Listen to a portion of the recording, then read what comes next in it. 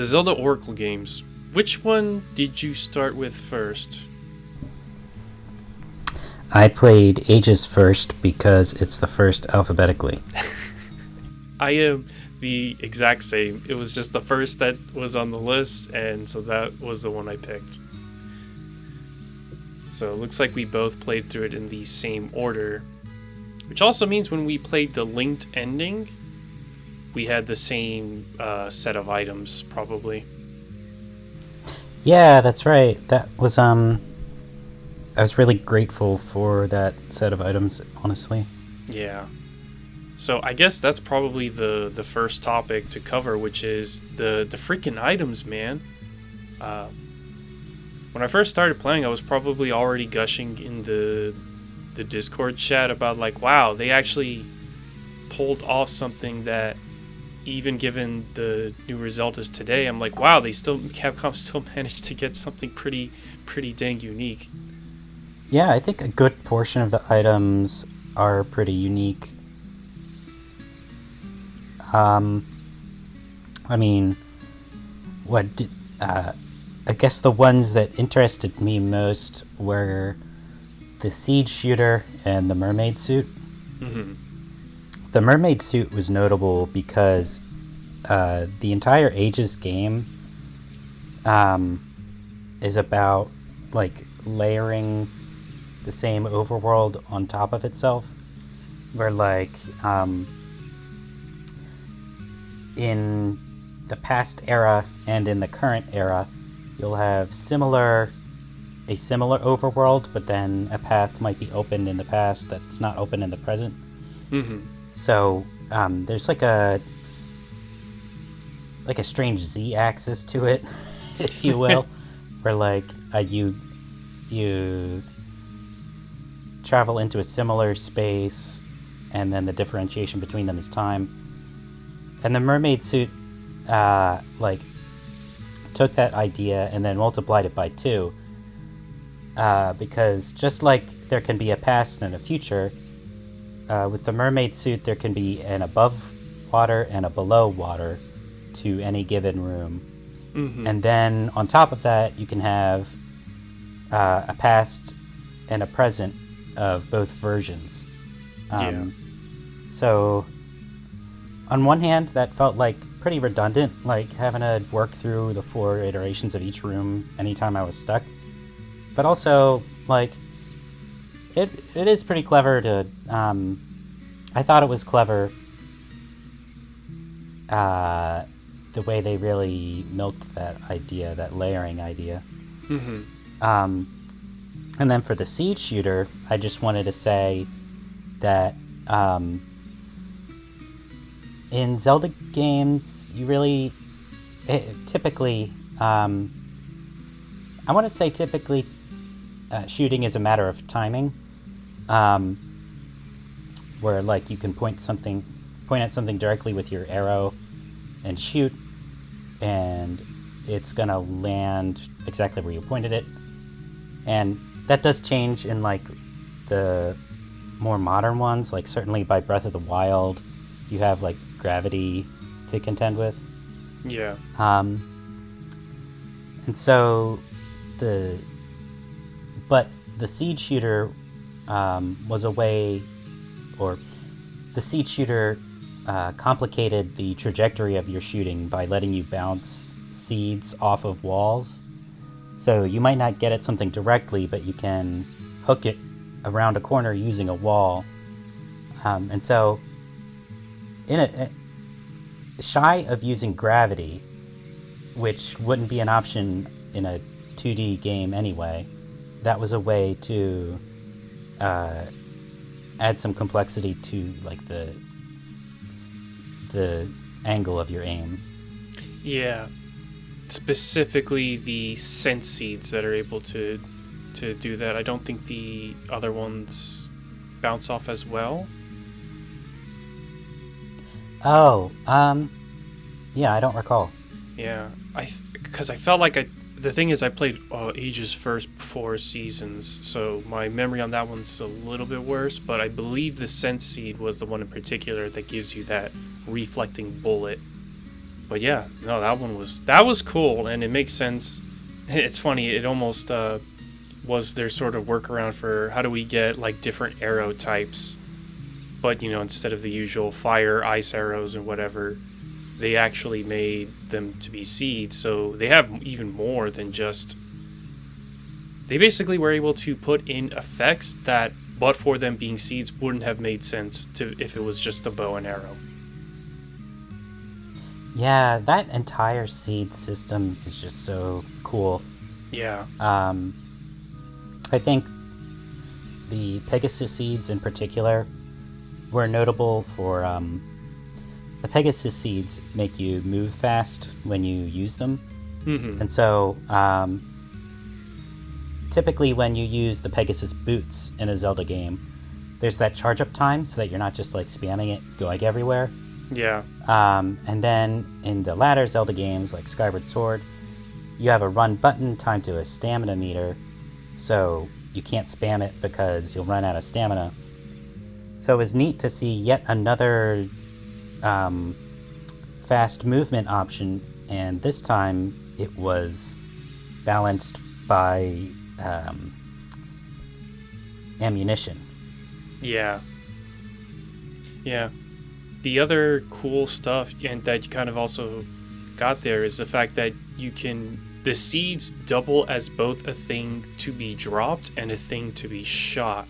So that's another where they got a lot more mileage out of it, which if it was still just a bow and arrow system wouldn't have made as much sense. Like, you're not going to drop that tornado seed at your that's not going to be an arrow, and it doesn't make sense for that to be like shot at your own feet. So that's where the seeds make sense.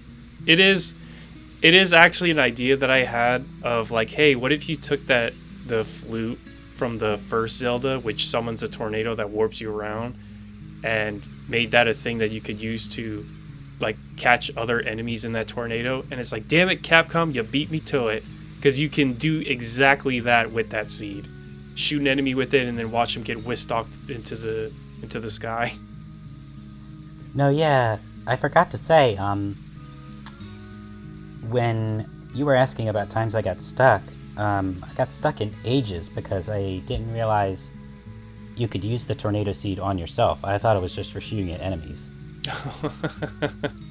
You get locked in that the Zora town. Yeah, no, that's a rare instance where a fast travel system like that is somewhat required. But yeah, if you didn't realize that seed was your way of getting around the world faster, oh man, you'd be that's a lot more travel time that you had to deal with. Yeah. Yeah, and especially in one part in Seasons where you're like collecting these different ruin relics so that you can even get to the next area in the game. Yeah, I thought that was a neat quest. Yeah. When it comes to the Zora flippers, it's not Zora flippers. It's the mermaid suit. It is actually called mermaid suit, right?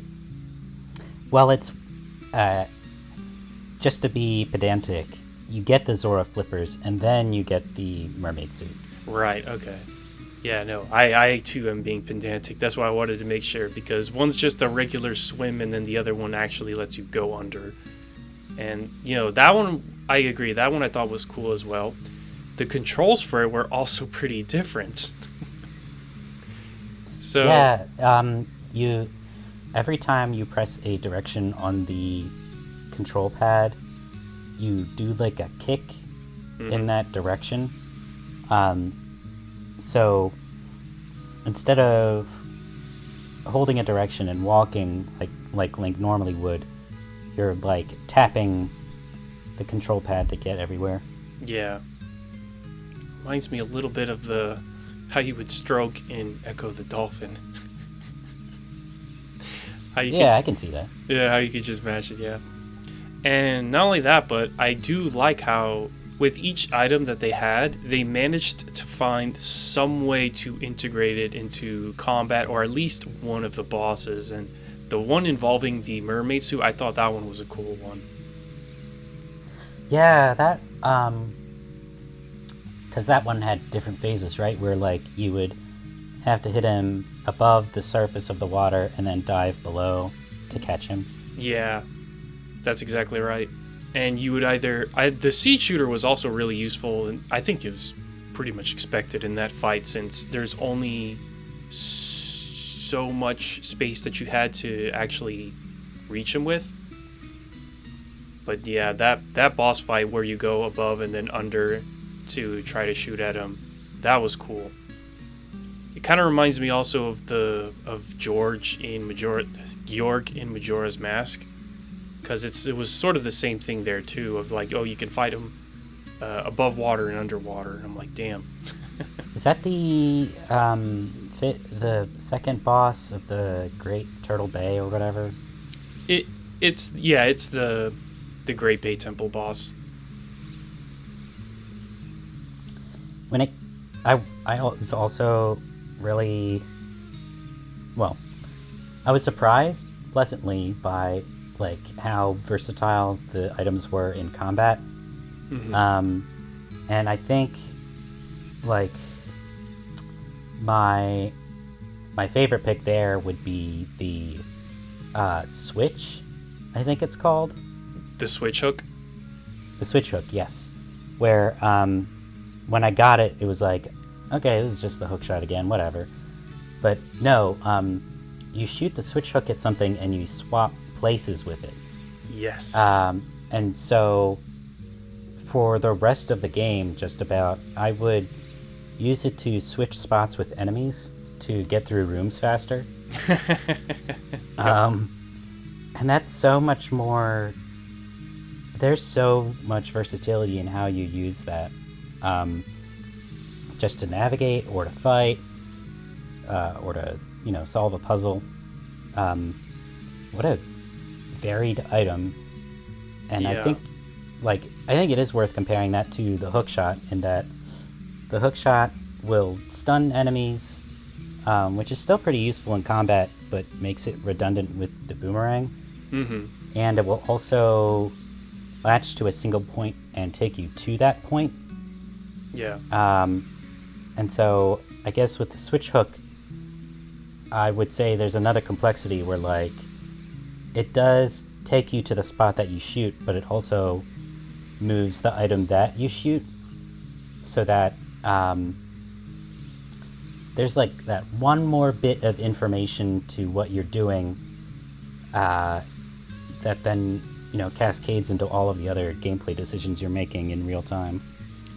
Yeah, and you really nailed it there about how, the hookshot's main thing is always closing the distance between you and whatever you're hooking. With some exception, like Keys, they always die to the hookshot because they die to boomerangs and any other stun weapon. But here, you're not actually closing the distance; you're just trading places. So they actually managed to get good mileage out of that with two different bosses. One was the one. Actually, it's Patra. Or I think it has a different name, but it is pretty much just Patra from the first Zelda. A lot of throwbacks to the first Zelda, by the way. Yeah. Where, because it has this, like, spinning eye things, and it's pretty much, you can't really hurt it, but throw them out of there with the switch hook, and then there you go, your shield is gone. And I guess this is another thing where it's more in the direction of what I like. The kind of Zelda bosses that I like is, like, the fight's not over just from you doing that. Like, he's not helpless. Like, the other little mini Patras that were flying around him, they're still going to hit you. So in some cases, you might actually need to use this switch hook twice just to get yourself out of a hairy situation. And that's the part I like. It's not like where it's just like stun the enemy, then go hit it, but during that period he's stunned and you're going to hit them, they're completely toothless. It's like, no, there's still stuff you gotta dodge. Yeah, that, I think the two things that really made the bosses enjoyable for me were what you just said, where, like, you need items to get at bosses, but it doesn't necessarily incapacitate them. And The second being that using the items is not like a trivial on-off switch or boolean. Mm-hmm. It's there's subtlety in how you use them, like the way you need to hook the seed shooter, or the way with the Cane of Samaria boss, like where am I going to put this block to make these clouds combine? Yeah, there's still a element of aiming and timing to it, and the switch hook, because the switch hook still has to like physically travel across the screen. It's not as fast as the seed shooter. You actually have to make sure to land your shot on Patra and not one of the other mini Patras that might be in the way. Otherwise, you just trade places with one of the shields. And there's the other boss that used the switch hook was this little I don't know what it is actually. It's like a jellyfish or cuttlefish looking thing with the glowy antenna, and it shoots a projectile that you then use a switch hook to get it to hit itself with it, because it's slow enough that you can do that. That was another cool one. Like, what a spectacle that is. Yeah. And I thought you were gonna say one of the final bosses, like you cause the queen, or like you knock the spirit out of the queen, and then you have to switch hook the spirit to attack it, right? That's right, yeah, because otherwise she just goes right back in. So you have to mystery seed her to get her out, switch hook her to get her away, and then cut at her to truly damage her. And yeah, that's highlighting one of the things that was not flattering about this game, the way that so many times in combat you need more items than the Game Boy has buttons, so you'll be going into the pause menu to swap out items. Yeah. And it just doesn't, like, that's not a good feeling, I guess, to go in the pause menu during the course of combat. No. And you know what? Tears of the Kingdom has that too, where it's like prompting you to go into this item menu, meanwhile pausing all the action. Yeah, it's and you could say to a certain extent is not as severe, because you're not really switching between 3 items. Most of them are attached to their respective face buttons, and while it is a little slower, it's like if you want to do a combo that involve you fusing different things to your arrows, that's when it's just like, oh my god, this is way too slow. I wish I could. I mean, I made a video already about this. I wish I could just. Do I have to really reassign the bomb every single time? Can I not just have it automatically set for me to shoot another bomb arrow? Right.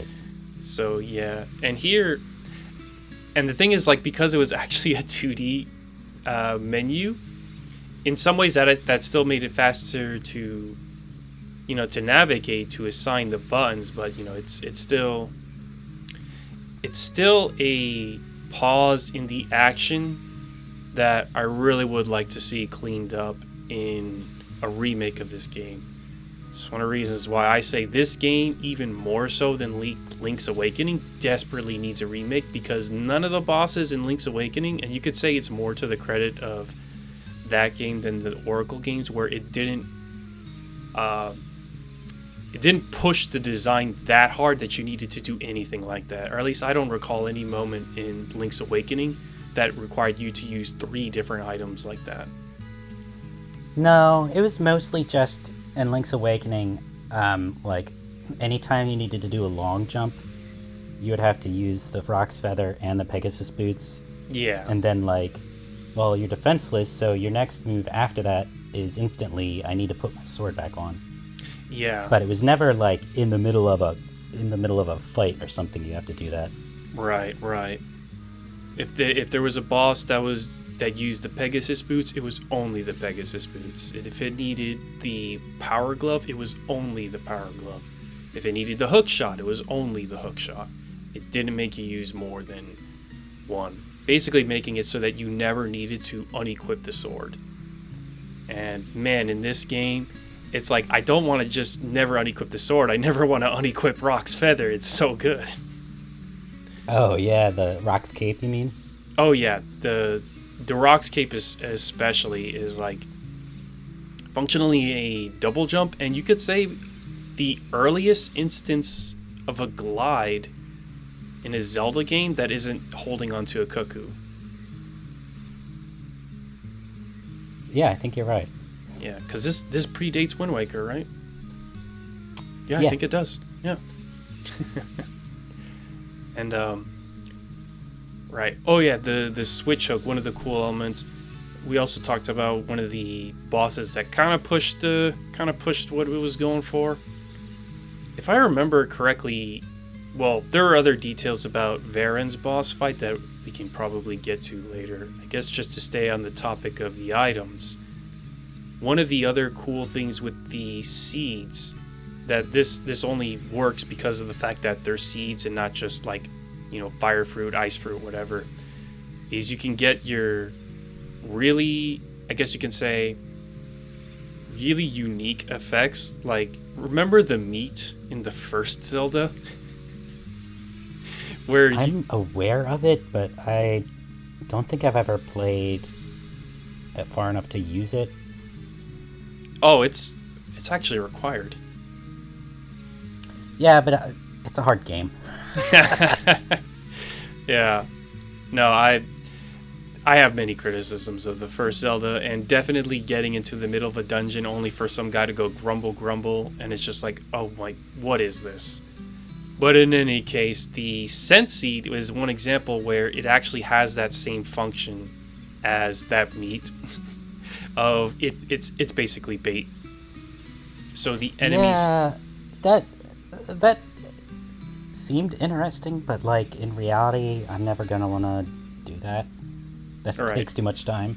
Yeah, it's because man, and again, it probably goes back to I would do it if I had more buttons, and I didn't have to keep switching them out every single time. Yeah. There is actually one of the dungeons actually makes you use that too, which is interesting. They actually managed a required gameplay challenge out of it. Yeah, I don't think I would have known otherwise without that owl saying, "Here's how you solve the puzzle." Yeah, because for quite a bit of the game, a lot of the seeds are kind of there for your own leisure, with the exception of the Ember Seed, because you literally use that to clear roadblocks in the overworld map. The Ember Seed was also their way getting around having to make a lantern item. Yeah. So that's actually what you could say the seed system also did, is it cleared up them having to add so many items to the inventory by basically making this one item act as 5. Yeah, that was like an extraordinary amount of design. Mm-hmm. Like for that one seed system to carry so many different functions. Yeah. The other, is there any other seed we're forgetting? The mystery seed. That one was. What would you say that is? It's what you use instead of the owl's beak in the dungeons to get hints. That's true. It can also do a random effect on enemies. I think usually it just puts them on fire or tornadoes them. Yeah. And then, you use it on the Varen bosses, and I don't know how you're supposed to know, but it just made sense. It made enough sense.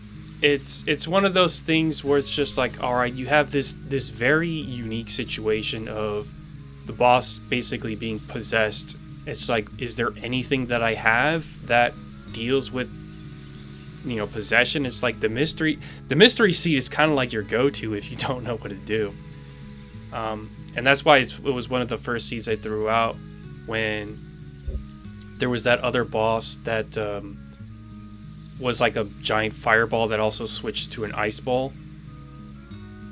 You just shoot a mystery seed and it changes what element he is.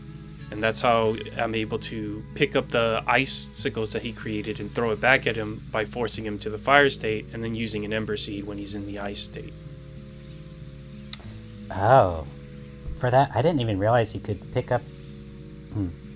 I might be lying. I don't think I realized you could pick up the icicles. I think I just always switched him to ice and then shot an ember seed. Ah. I do think that if there was one that was definitely a bit out there, and we could probably put it in the same category as Varen, of just like a little bit on pushing the design, it's with Twin Rova. Because, and I'm specifically talking about the second phase. The first one is just like, it's just kind of hard. Because you're trying to like reflect the projectile to not just reflect it back at the witch that shot the projectile, but to the other sister that's weak to it. So that's just like, man, there's a No, you know what? That's not just hard. That's like you. Okay, it makes sense in Ocarina of Time because you have like an aiming system. Like you can hold the R button and angle your stick towards the other witch.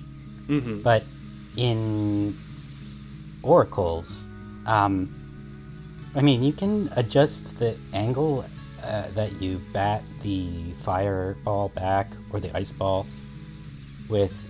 You can adjust the angle by like where you hit it with the arc of your sword. Yeah. But that requires such specific timing and spacing that like I don't know how you would like intentionally fight that fight. I just ended up turtling up and like mashing the button because there's a corner where they can't touch you.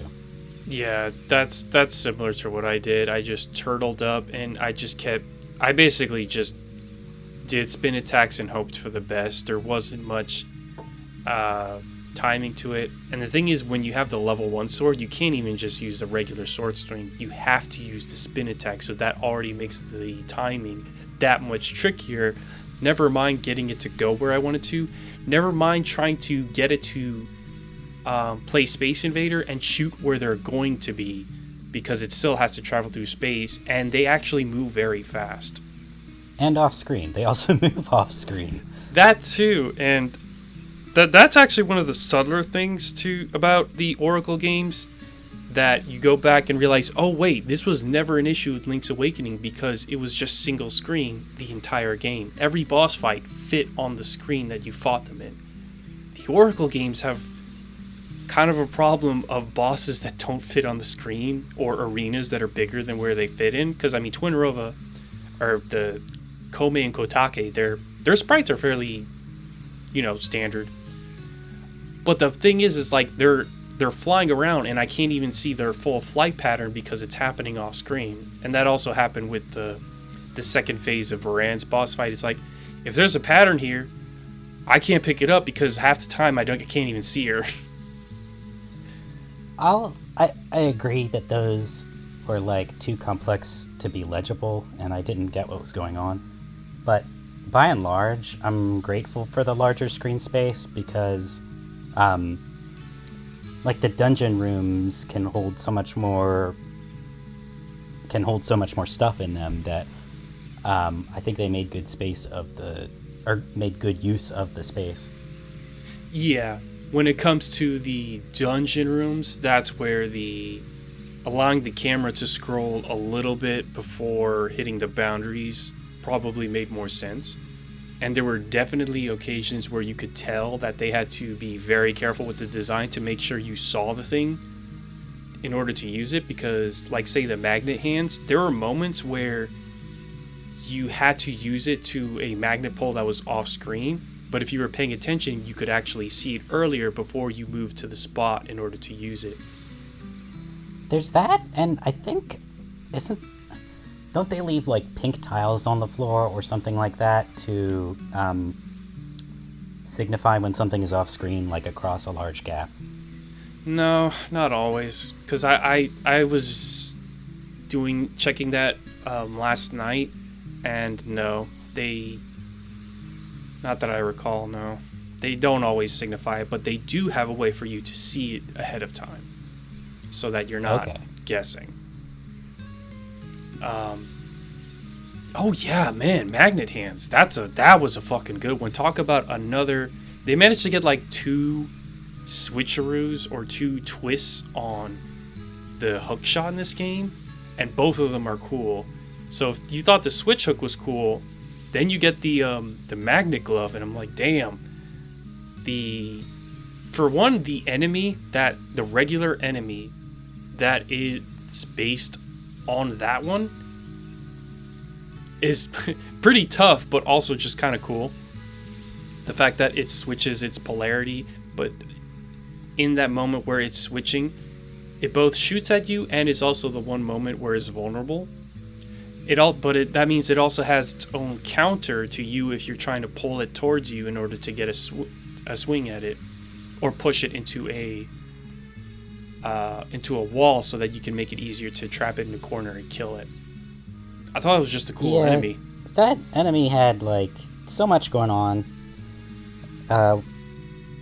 What I ended up doing was just like chasing it and trying to like chase it into a corner where I knew I could step ahead and then slash at it. That like just using my movement was easier than trying to fool around with the polarity. Yeah. But the magnet hands in general were super duper cool. That's one that like should have appeared in the 3D games somewhere along the lines. Well, there is magnesis, so Nintendo eventually got around to it. It doesn't work exactly the same, but you know, it's close enough. It's close enough. Well, if anything, it means that in the next Zelda they might actually have your swapper being able to trade places with anything that you're able to shoot at. That might actually be something they go for. You want to talk about multiplicative gameplay? There you go. Yeah. The boss that the magnet hand was involved with, and this is another example of what I mean of just like the way the bosses work is cool because you move that giant spike ball in the room. That itself is also dangerous to you. So as the boss is moving around, you're trying to hit it by pushing and pulling the big spike ball, which also has its own like acceleration, deceleration. But then even when you hit it with it, it splits out into a bunch of pieces, and then you got to use it to get all the other little ones while simultaneously dodging them as they're darting around the room. And I'm like, man, it's just that little bit of extra work you got to do that puts it into cool, and not to where it's just like, oh, you hit the boss, and then he's just going to lay there while you cut at him with your sword. It's just like, no. These are cool. I had a lot of fun fighting that boss, but it was easy to reduce to like stand in the wall and just tap the B button with a certain rhythm. Yeah. And there is you can absolutely like easy kill that boss, but to me that's the kind that I'm perfectly okay with, to just use the mechanics as they are in a way to, how do I put this? Yeah, no, it's just the kind of easy kill that I'm okay with.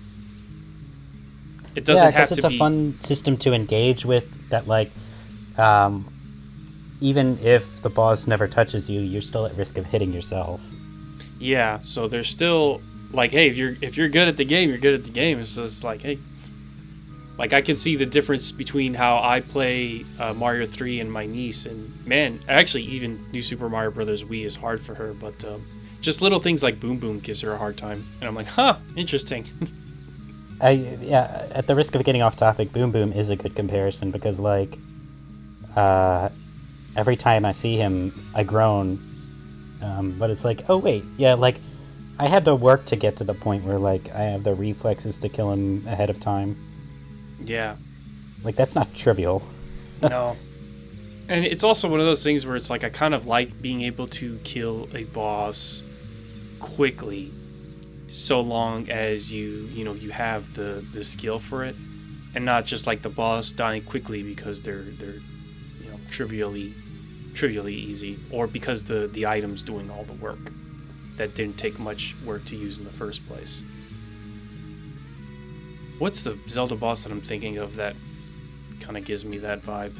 I can't think of one off the top of my head at the moment, unfortunately. I feel like that is the stereotype of Zelda bosses, though, that they like You just use the item and then they're dead. Yeah. Oh, I think I know, but I don't remember what his name is. It's like Makar something, but it's the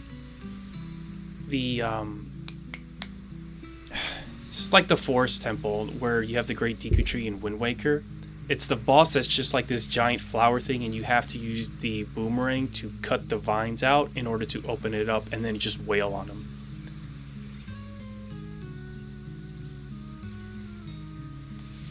Do you know It's been a while since I played Wind Waker. Okay. I mean, it's not exactly, I mean, granted it is only the second boss in the game, but it's not a particularly difficult one because it's like the boomerang in that one, you just literally swipe it across the screen and there we go. We auto-targeted 5 tentacles for you and throw it and then watch it do the work. And yeah, that's kind of the one that comes to my mind. It's not like the one in Twilight Princess where it's like, no, you actually had to aim that one in order to get it to pick up the bomb and put it in the damn thing's mouth. That one I thought was much cooler. While we're talking about shooting, I thought it was neat how the Oracle games had 2 different solutions to shooting, where in Ages, you have the seed shooter, which makes it more difficult to express like where you're going to shoot, because you have that extra layer of complexity of trying to reflect something. Mm-hmm. And then in Seasons, you get the 3-way slingshot, which basically triples your seed count, because for 1 seed you get 3 shots. But then like allows you to kind of go crazy, where with that single stroke it becomes usable. I mean, it's like a Contra weapon at that point, right? Yeah, it's your spread fire. I thought that was cool and definitely showed that like they were thinking about the difference between the games, that like Seasons is the one with the fighting and Ages is the one with the puzzles. Huh. I don't think I picked up on that. I'm not sure if that's totally right though, because like Seasons definitely has some puzzles. Like there's that one cool ice block puzzle that's in one of the later dungeons. Yeah, it's not like, I wouldn't say it's hard and fast, but definitely I would say Ages has more complexity, whereas Seasons is more about like the real-time action. I'd have to really comb through both games to see if I'd agree with that. I definitely do have to give Oracle of Ages though, that it does have by far one of the most challenging to navigate dungeons, and that's Jabu Jabu's Belly. That's the one where you're like going up and down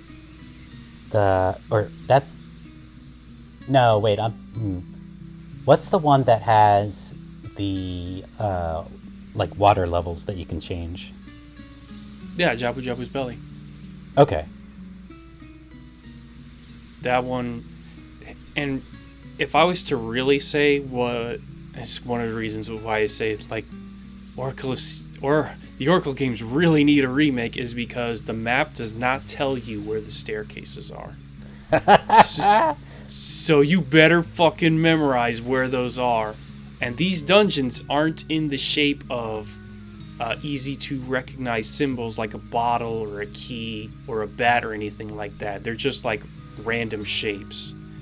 So you can't even use the shape of the dungeon to use as a way to remember where some of the staircases are. It's just like, you better remember, and there's usually more than one.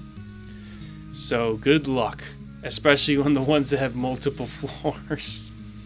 It's just that one detail. I mean, I did eventually do it, but man, I think I was in that dungeon for like 2 hours. I was in there for a while, man. I was doing laps. What stuck me about that dungeon wasn't the position of the staircase, but it was the I water forget. levels. I know I mentioned it at the time to you, but like, there's something you can interact with that I didn't realize you could. Oh, you know what it is? It's that so, and this was really stupid. So the in those like Game Boy Zelda games, you need to push a lock or a block lock to open it. Oh, yeah. But in the mermaid form, you don't like walk normally. Mm-hmm. How do I put it? Like, oh right, like we explained, like you walk by tapping.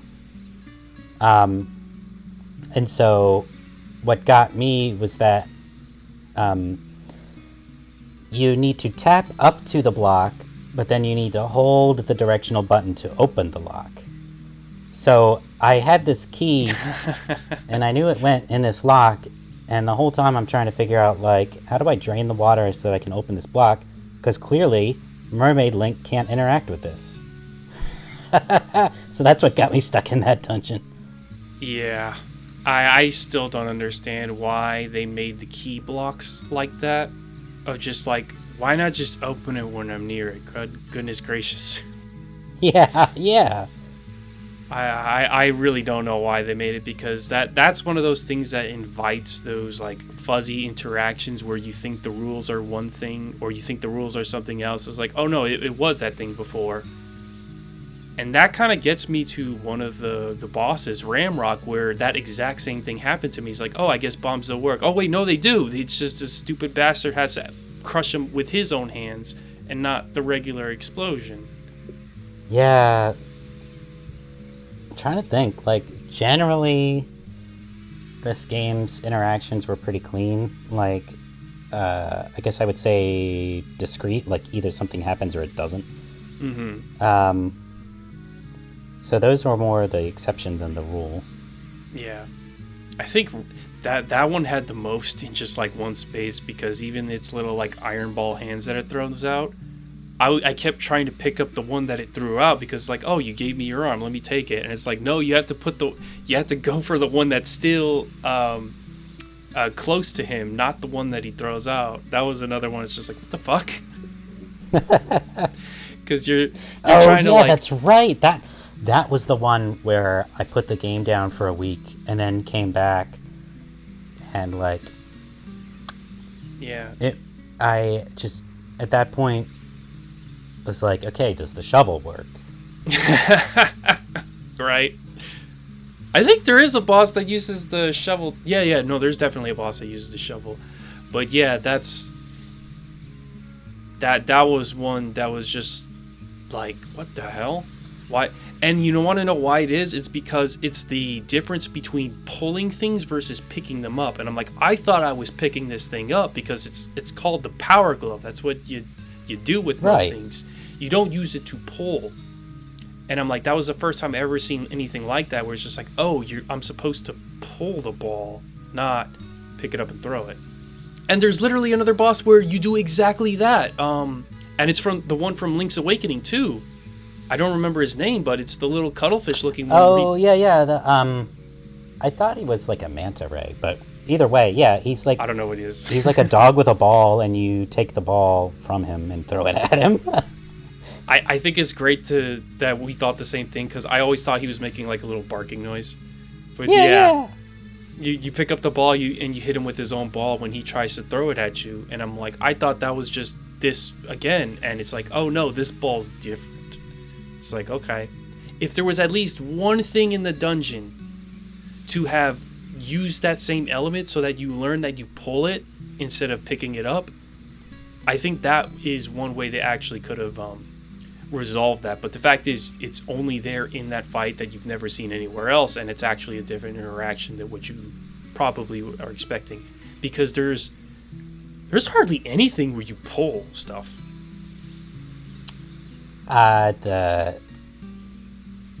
There's a lot of like levers, or I don't know what you would call it. Like there's handles in the walls and you pull them out. Like there's those. They like rarely use that, but I know which ones you're talking about. I remember that was in ages, but a handle is definitely more communicative that you pull it there versus freaking ball. Yeah, no, definitely. Yeah.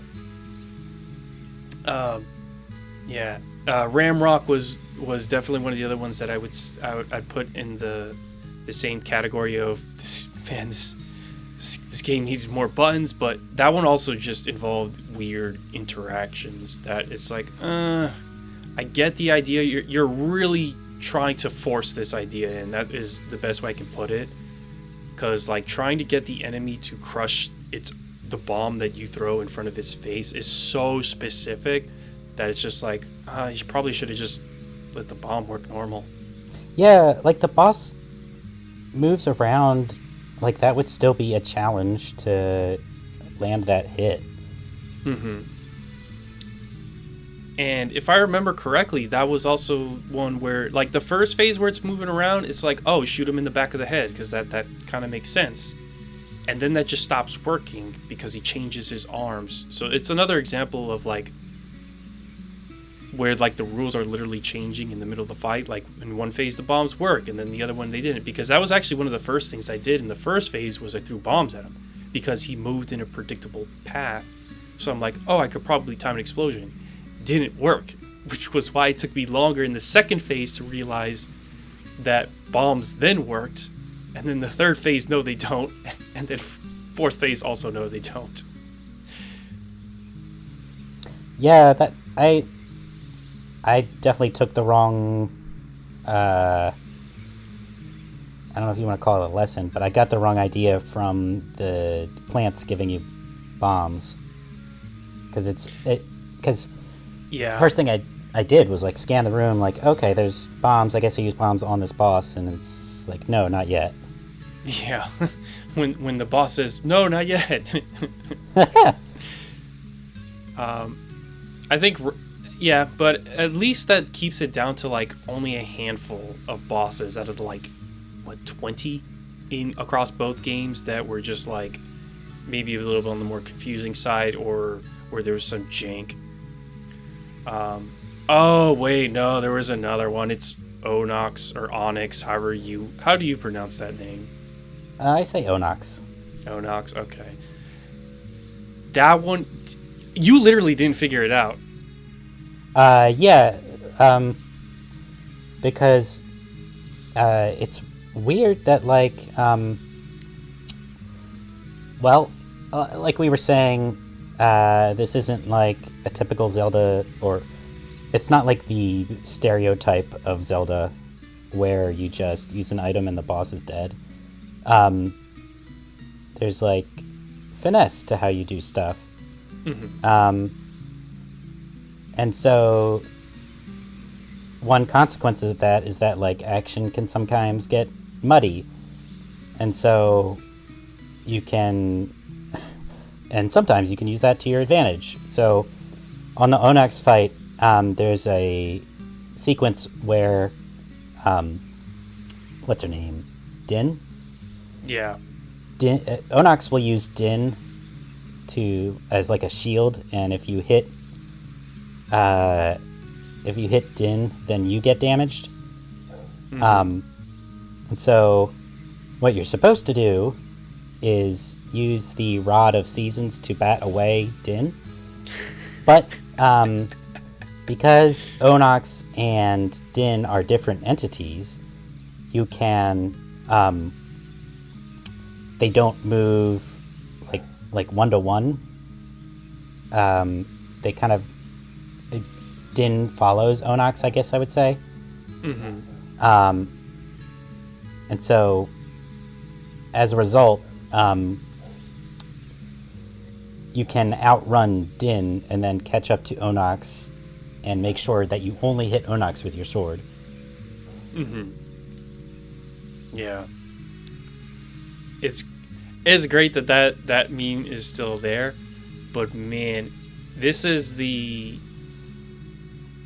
an example of I can't think of anything else that's like this, where when you know it, the second phase of this boss is actually really cool. I really do enjoy this one, because it's managing batting away Din while dealing with Onyx, and even his new pattern where he can like start shooting tornadoes around, right?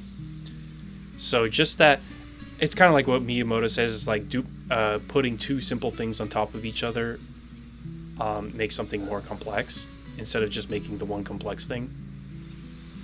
And that's pretty much what that boss fight is. It's batting away Din while hitting Onox before Din comes back, and then you need to like batter away again while also dodging when Onox is going to attack you, be it his Wrecking Ball or his other moves. It's just the fact that when you're first trying to discover that, and for me, I even tried the Pegasus Seeds too, but Din kept moving around like so quickly. It was like, this can't be right. She moves around too damn quick. Is this seriously what I have to do? Because I only had the level 1 sword, so I was a little bit more fucked in that sense. And then that's when I'm just like, no, there's got to be something else. I tried the Mystery Seed. This was one of the times where it's like, nope, Mystery Seed isn't really helping me here. And yeah, it's weird that you use the Mystery Seed on Varian, but not on Onox. Like, it seems like that would be the perfect pairing. Like, they would complement each other in that way. Yeah, but, that's... So one of the downsides of Mystery Seed is just like, oh, right, it doesn't work on most things because it's a mystery on what it does and doesn't. But then I just had the nuttiest idea of just like, what if I went through every item and was like, well, the only one I haven't used, because even the shovel doesn't work. The only one I haven't used is the Rod of Seasons. And then I try it and it's like, you've got to be fucking kidding me. That's not even what this thing was meant for. So it is. Yeah, that's the time where you use it as like, haha, this will be funny when it doesn't work. And then it does. It is literally the fishing rod Easter egg in Twilight Princess, or killing Ganon by using the fucking bottle. And it's just like, but that was the actual part of the fight of just an unconventional use that's so far outside of what the item was initially intended for. Except it was required. Mostly required. Again, you could still do it without doing that, but it's the fact that that is a main way to counter that part of the fight, is just batting her away. And I'm like, goodness gracious, what the hell? But once you know, it is a lot of fun. I think it's definitely worth mentioning that it's super cool that there's an optional item in this game. If you go out of your way to do that side quest, the combat becomes a lot easier because you have an item that can paralyze enemies, but atypical for Zelda, like, it's not required that you pick it up, and you don't even get it in a dungeon. You're talking about the regular boomerang? Yeah. Yeah. The magical boomerang, though, that one is required. Oh, that's right. You do eventually pick that up in a dungeon, don't you? Yeah. And that one you need to hit those switches that are in weird spots because you don't have the seed shooter in Oracle of Seasons. So you can't really get those reflecting shots to hit those like switches around corners. But that's what the magical boomerang is for. It's also, that one also has another cool use in a fight with the manhandler, where you use it to, hit the heads around the stem that it grows from whenever the mouths are open. So even if you can't reach it, you always have a means to attack it once you see it open its mouth. I think that fight was also the only one where, it wasn't for very long, but where I realized at the very end when the stem was just running amok, once you kill all the heads, it's like, oh, the boss is still going.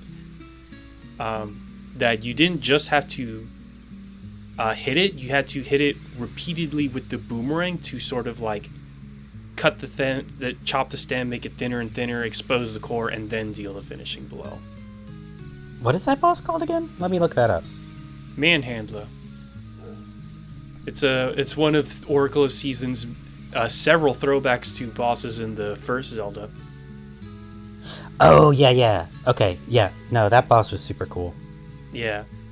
And then Gleeok, after you get the Rock's Feather, they have the same twist too. It's just like, oh, I destroyed both the heads. Oh shit, the body is still moving around and charging all over the place. So there was always some twist they had with the Zelda 1 bosses that they brought back. And then Aquamentus is there too.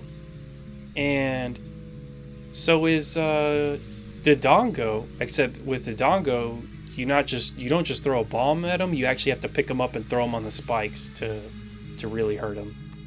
I thought that was cool. I actually love it when you can use the Power Glove offensively like that on enemies themselves, because grabbing and throwing enemies is, even to this day, not a thing you can do in Zelda games, even though I think grabbing and throwing enemies is one of the coolest interactions you can have. Like, Koopa Shells are interesting, and Mischief Makers is a really cool game, and I can understand it's not like an interaction that Zelda will ever do, but it's still cool. Yeah. It's not every game needs to have it, but I really like it when they do.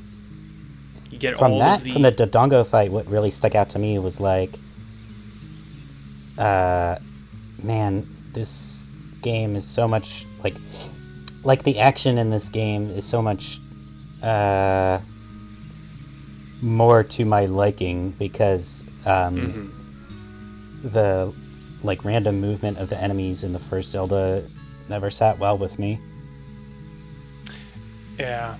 It's ooh, actually this is something that'll come up in a moment, but the first Zelda, well, for one, it actually did have more screen space to deal with. But yeah, right, there was just a little too much randomness in that game. Like, the turrets were random, the enemies were random. So, and then the times that they would shoot projectiles are random. So, I mean, I can still deal with all of that, but there's a handful of enemies where that becomes a massive pain. And that's your Wizrobes, your Dark Nuts, your Garayas, where it's just like, man, these things can really make the game kind of a pain. But at least here, so the one that I was kind of getting at was, I freaking hate those sword enemies, man. Those what? The sword enemies, the ones where they just have like a long sword sticking out. And I know they're in Link to the Past, but every time I keep playing, I'm like, were they always this annoying? I hate these things. Because they just run straight at you. They're technically faster than you, so they will gradually gain ground. So anytime you see them like moving towards your direction, you kind of have to deal with them right then and there.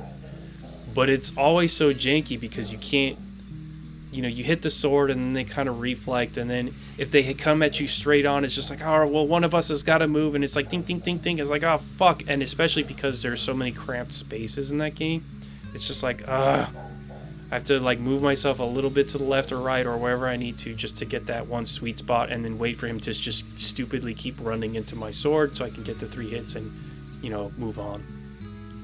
I don't know. That enemy is just like, it's always the same thing every time. And there's always like specific scenarios that make it annoying to deal with, especially if you just want to move past them. Then I'm like, man, I got really tired of them by the end of the game. I don't know if you feel the same way. I feel like they're like a breather where like, one thing that's nice about the Link's Awakening engine is the way that like Link is a madman, and you can just like mash the sword button and he'll slash all day. You've got really good arms. And so yeah, I like a chance to just like sit back and mash that sword button. There's something like gratifying about how silly it is. It's like the one enemy you can't do that with. Because maybe I'm thinking of the wrong enemy then. Okay. Because when you hit their sword, they just reflect off of you. They just bounce back. And it makes that little tink noise. So you have to like sweet spot them to where you hit the main body without touching the sword that they're holding out at all times. So yeah, they're like the one anti-spam enemy, really. Okay. And I don't know if you had this problem too, but the holes, the pits in this game drove me absolutely mad. Why's that? I hate the way they just like suck you into them. Oh, yeah. Uh, that's a, I mean, that's a problem carried over from, or that is an aspect of the engine carried over from Link's Awakening. Um, I feel like, no, that's it. I was thinking of something else, but it was related to Minish Cap. Gotcha. I guess if I was to just solidify my grievances with the pits, which was what made platforming, uh, in some cases, like really miserable, where it's just like, man, I hated jumping through these, or having to deal with the some of the magnet hand sections where you're like doing it over pits, but oh no, you were off by a few pixels and then you get sucked in. And it's the fact that you can see yourself moving towards it, even if you are quick in your reactions and you move away, it doesn't matter. So it's like, I'm doing the one thing I can do when falling into the hole, and it's moving away from it, and it doesn't work. And it's like, why? Why doesn't this work? And So the that's fact why I that, hate like, they, for the magnet hands, you are, like, there are moments where you need to quickly switch polarities over a bottomless pit. That's another, like, fuzzy interaction. Yeah. Where, like, technically you're over the pit and you've stopped using the magnet hand. So it really feels like that should be, like, the game should then say that I've fallen into the pit, but instead it's like some kind of super tight timing where you're technically not counting as falling in the pit, even though you're in the pit. Yeah. I think what it has to do is like you have to like specific. One, you still need to be very quick, but you also have to be like holding the new direction that you want to be using the polarity to in order to get the switch. But even then, it's just like shit. There needed to be a little bit more hang time when using the magnet hands, I feel like, in order to make that a bit cleaner, because sometimes, like, man, I don't know what I'm doing wrong. I'm just like, I push that button as fast as I can, and I'm still falling into some of these holes. With just the regular holes on the ground, though, I just hate that it's that cock tease of like, oh, you see yourself slipping into it, maybe you can get out of it, and it's just like, no, you will never get out of it. Yeah, I don't know why they made it work that way. Yeah, it's like it's that little bit of hope that they dangle in front of you. It's like that's what pisses me off even more. Yeah. There's also just times like, and you notice this in whenever there's lava and there's like platforms above, or you're trying to jump across like lava sections, where I just see my character like half the sprite is on the platform, but it says you're in lava, and it's like, what the fuck, man? And you see the little like puddle effect from when you land in lava, and it's like halfway across the ground tiles. Like, really? You're not gonna give that to me? It just looks silly. It's like it's clipping through it so hard. But yeah, that's one of the little things that's just like really, really got on my nerves. As far as some of the basic enemies, since I think this is kind of the only other topic besides maybe what some of our favorite puzzles are, that's really left. And I guess what we thought of the overworld, because that's another one where we got stuck. The Lionels were one where they changed them from how they worked in the original Zelda. On the one hand, it does make them more unique, and it gives them actually a new behavior to where they have a similar charge like the ropes. Because the ropes were the only other things that kind of had that dashing behavior to them, where they just bolt in a straight line and they don't stop until they hit a wall or something.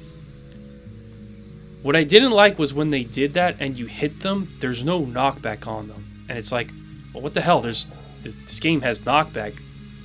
And I'm like, oh, that's why it works with the ropes, because those enemies die in one hit when they dash at you. This enemy doesn't. And so you get this goofy interaction of he runs at you, you cut him in the face, but he keeps going anyway and then hits you. I don't know if you've ever... I think for me it was like the only way I could handle those was if I paralyzed them first. Yeah. And there are some of the bosses are like that too. I know Vyre is like that. Varen is like that. Twin Rova's like that, where they just move around. If you hit them, they don't care. They just keep moving anyways. Twin Rova is an extra bit of weird because you get knocked back instead. And it's like, what? On the other hand, it's one of those things where I feel a little half and half because I'm like, on the one hand, it does give meaning. There is something that I actually could get used to it, to where it's like I know exactly where I need to be to hit her and not fall into the lava, so I just needed to not be lazy with when I hit her. It's still just that, well, with her and some of the other bosses, just the fact that you can hit them and then they can still hit you because they don't stop. With Twin Rova, that happened less likely just because of that knockback for you, but for the other enemies like Varen and Vyre, I can't think of any other ones off the top of my head, unfortunately. That's where it's just like, oh, come on. Yeah, I feel like when the enemy keeps moving, like regardless of you hitting it, like I'm not a fan of that because it's there's no like the only interplay happening is that the enemy took damage. But like if you get knocked back from the enemy, like with Twin Rova, there's still that layer of like memorization of reading the pattern and making sure you don't hit her at the wrong time. Mm-hmm. But at least like I still have the feeling that I'm interacting with something. Yeah. With Twin Rova, I don't know. I guess it was because I was in that fight for so long because I didn't realize you had to shoot her with when she's in her fire form, you have to shoot her with the scent seed? What? Dude. Yeah. I must have figured that out, right? You probably did, because if you hit her enough times, she gets into that little stun state. I didn't realize that was supposed to mean I was supposed to hit her with something else, so this was another one for fuzzy interactions. Now, obviously, if she does that when she's in her ice form, figuring out that, oh, if I do need to do something else, it's probably going to be the fire seed. But there's no ice seed. So what the hell do you use when she's in her fire form? Oh, the one that smells. Okay. That wasn't even the one I used on the fire ice boss before this one. But yeah, in any case, I was to say, because I was in that fight for so long, I actually was able to get a really vague grasp of what her patterns were, and that's what at least made that one interesting, even if part of the time she wasn't on screen or barely on screen for me to see her. It was with Varen, though, because they don't have that knockback effect, that they just fly in a diagonal. Sometimes they stop in the middle and then change directions, but because it's that 50-50 of I don't know if she's going to keep flying straight and fly into me, or change direction and fly into me. So I didn't know where I needed to be in some of those fights. But it's really, I think, the second phase of Varen and Vyre where it felt more, well, annoying, because there's no interplay there. It's just like you need to be out of the way and hit them as they move past you. And I get that is a valid way to make a challenge, but it's one that you kind of like, it's a level of face checking in Zelda boss that normally isn't there, and is kind of the thing I would see more in a Metroid boss. Yeah, absolutely. Yeah. Like that, what you're describing there sounds like a Metroid 2 boss. Yeah. It's like, oh, the boss is flying at me. Oh, he's really fast. He's probably going to outrun me. Let me hit him. Oh, shit. We both took hits. Okay. Yeah. Like jousting. Yeah. That is exactly what you have to do with them. Which, again, it could be done in an interesting way, but it's just like Link. I guess it's that triple whammy of the fact that they're also faster than you that kind of makes that a little bit harder for me to accept. And the fact that there's no knockback on you, because that knockback on Twin Rova in some ways is actually, as weird as it is to hit an enemy and you get pushed back, is kind of the saving grace to that one.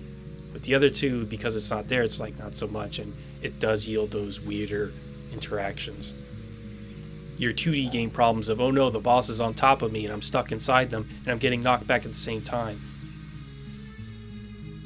Actually, there was a boss in the second level that's like this. It's not a bunny, but it has big ears and it jumps around. In the latter portion of that fight, there's one where it's destroying the tiles on the floor. There's a part in that fight where it jumps multiple times, and because of those properties, and because of the fact that the Oracle games decided to fuck with the hit stun, and so it's much shorter, it like insta-killed me. And I'm like, what just happened? I just died immediately. What happened? I don't remember that boss, honestly. Oh, that's alright. Did you realize that they messed with the hit invulnerability in the Oracle games compared to Link's Awakening? No, I think it's been too long since I played Link's Awakening, because I did not pick up on that. Yeah. You can definitely rack up damage a lot faster in this game than in, I guess, the other Zeldas in general, because even in Zelda 1, you don't get comboed this hard. You have at least a little bit more time to regain your bearings. But yeah. I guess the latter is favorite puzzles, overworld, and any points we got stuck. Any favorite puzzles that you had in this game? I kind of mentioned one of mine already, which was one of the random ice puzzles, which is like, oh, I like this. It's, kind of very Sukuban-esque, and I was like, I don't know, I just liked it, even though it was a total one-off. Yeah, that one in that Aegis dungeon where you have the blocks that you can push and then they keep going. Mm-hmm. That was cool. Favorite puzzles? I don't know. Is it a cop-out to say, like, the thing I enjoy about Zelda puzzles is more the interactions that they encourage rather than, like, the aspect of figuring something out? Mm-hmm. Yeah, I can understand that. So, like, it's not hard to tell where to shoot the seed shooter, but, like, it requires a certain amount of, what would you say, dexterity to get it into the correct spot. Mm-hmm. And that's more right. like what I think is interesting. Yeah. So I would say, like, I really liked the items in this game for that reason, that they, like, encouraged puzzles where it wasn't so much about, or there was a knowledge test, but also, like, some kind of real-time skill going on as well. Yes. Your action puzzles, kind of like in Mole Mania. Oh, damn. I guess I gotta put that on my bucket list, huh? Well, if you ever get around to it, that's another one we could talk about, because I've actually been raring to finish that game, because I didn't actually finish. I got like halfway through, and it's like, oh shit, I just forgot. Well, moments where I got stuck, I mentioned one where I didn't realize the tornado seed teleported you, and there's that moment where it's required. And that was in Ages. In Seasons, you get a dungeon map, and it shows you, like a normal dungeon map, it shows you all the rooms you need to go to. And there was one room on the map that I couldn't figure out a way into, because normally you go to an adjacent room to get into that room, right? Mm-hmm. And so I got stuck because I didn't think in the second dungeon of the game that they would, like, pull a trick on me where access to the westward rooms is actually by exiting the dungeon on the east end. Yeah. And I thought that was actually, the fact that they split it up that way was interesting, in that it was in the opposite direction from where I expected it to be. Yeah. Yeah, so that's where I got stuck. What about you? I think I had a few more moments where I got stuck. I guess other moments of frustration, although one of them may be due to the fault of the emulator I was using, but I generally can't tell. Um, that freaking Goron dancing minigame in Ages. Oh, That was miserable for you too? more because of the thought that I had to do a rhythm game. Like, I don't want to play a rhythm game, and so it wasn't like hard for me, but it was. Let's see. I felt like an entitled player about that. Let's put it that way. No, it was hard for me. I couldn't understand what I was getting wrong, and I'm like, is there a lag on my controller? Is there a lag in this emulator? What's going on? Why am I not getting this? Because it's otherwise incredibly straightforward. And yeah, I would think that's an emulator issue, because on Nintendo Switch Online, it didn't. I didn't notice anything weird about that. got it. Then yeah, I'll assume it's the emulator that was at fault for that one. So the two moments off the top of my head I remember getting stuck. Actually both of them were in Ages. Although there was one part where, oh no, I think there was one in Seasons as well. Well, let me go through the ones in Ages first. The first one was the dungeon that was actually in two parts. That you needed a key for the second, because the dungeon is actually one in the past and one in the present. Yeah. And the thing, I never knew that. I never saw the door that showed that there was another part of it, because it's not even in the same place. So I never knew that, and that's why I didn't know to start looking for a key for the one in the past. And I'm like, oh shit. There may have been an hour statue or something that said it. I don't know. Or someone may have said something about it, so it's possible that there was just a hint from an NPC that I forgot. But that was one where I looked it up, and I was like, well, shit, I didn't know that. What the fuck? Because it's not often you go into a dungeon and it's just straight up impossible to finish, because you have to leave the dungeon and go to a different place. That is... So yeah, that's bucking the trend for sure. So... that was the first one. I mean, it was still possible for me to have seen that door in the past. Or, I'm sorry, the present. I don't know which one, if it was past or present. It was still possible for me to see that door before. But because I never saw it, I never knew about it. And that's what made me, like, almost irreconcilably stuck to where I just had to look it up. And then realize, what the shit? When was... You missed that one thing, and that's it. Go ahead. Yeah, I wonder what our difference in experience is from there. That's all. Yeah. And it is, the thing is where I give a little credit is, like, it is a thing that I could have just discovered just from exploring. But there's so much traveling forward and backward in time, especially in that particular area, in the Goron Mountain area, that I guess I lost track of it and didn't realize, oh, there's this one area I haven't explored yet that is actually very relevant to me finishing the game.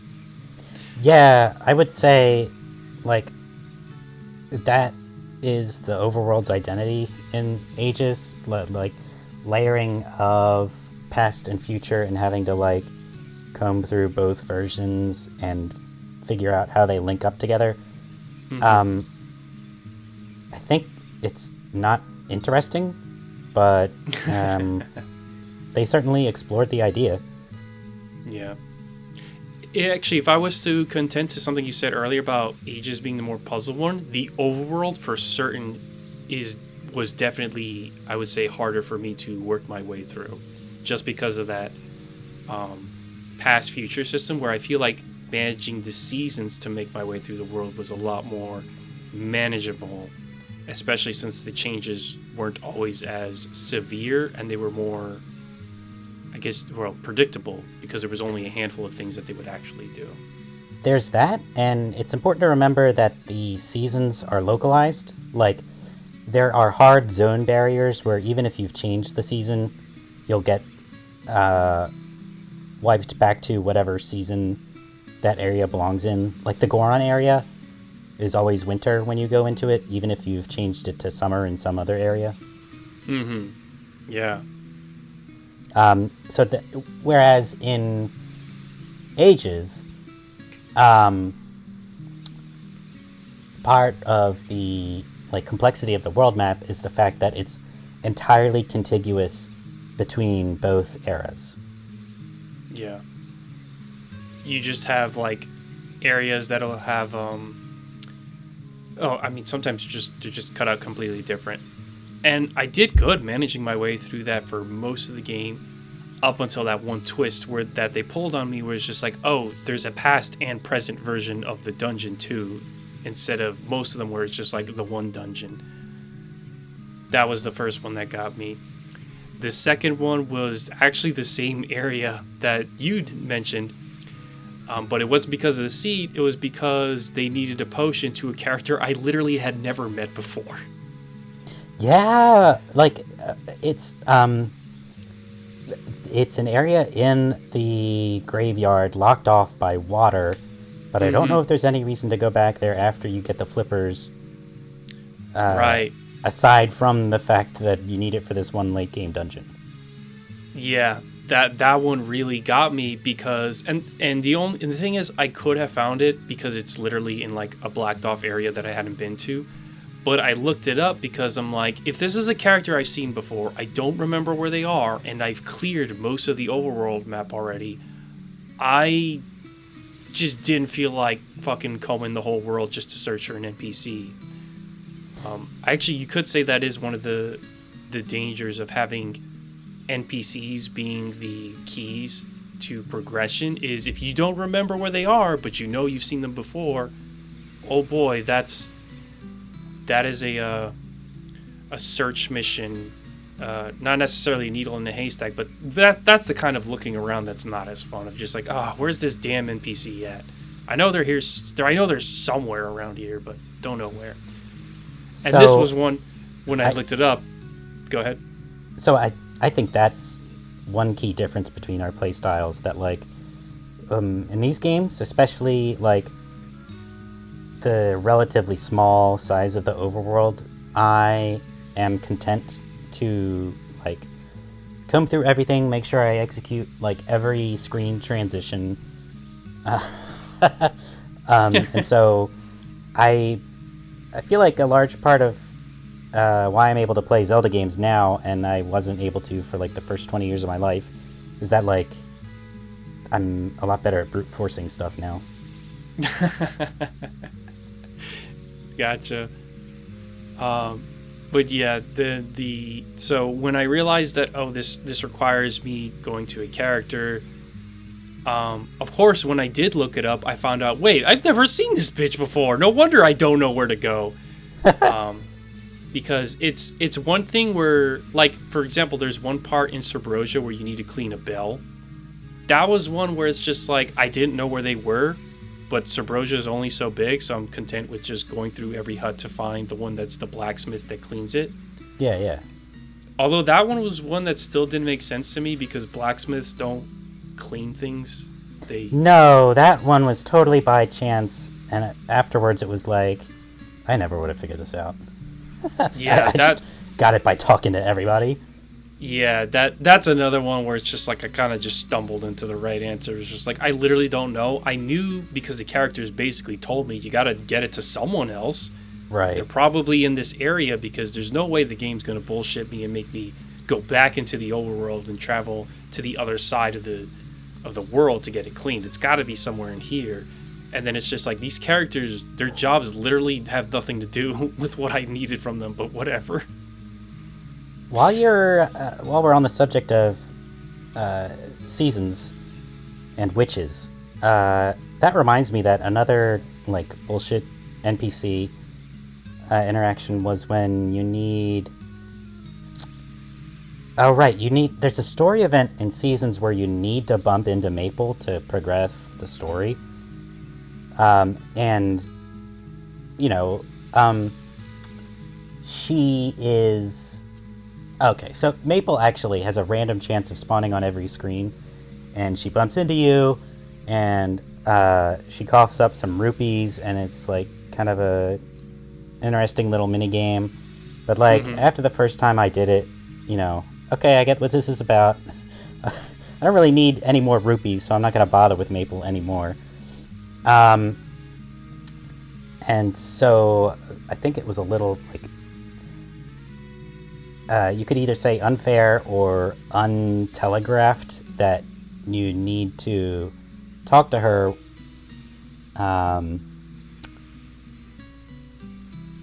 Something about fashion, like she's interested in fashion and you have something to do with fashion. I don't remember exactly when in the story you need her, but that's the gist of it. Do you remember? No, this is it. Either this is part of the trading sequence, which is not required, but okay, yeah, I did do the trading sequence in it.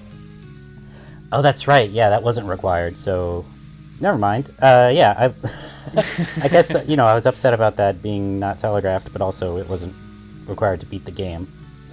I did it because I thought it was required. I think at some point I was lost. See, that's the thing. For all I know, the trading sequence could have been required because I remember that when I was doing Link's Awakening, that there was a point of the game. It was like, oh shit, I was supposed to be doing all of this. Thank God I was, because otherwise I wouldn't have had anything for the monkey. Yeah. That's weird, where it's like your trading sequence is like part mandatory and then the rest is optional. So it's just like, how would you know? But yeah, I think we gotta covered a decent bit of it, unless you have any thoughts on the story or characters. I did want to note on the overworld that like in Ages, there's a lot of there's like specific moments set up where you need to transition from one era into another to keep going.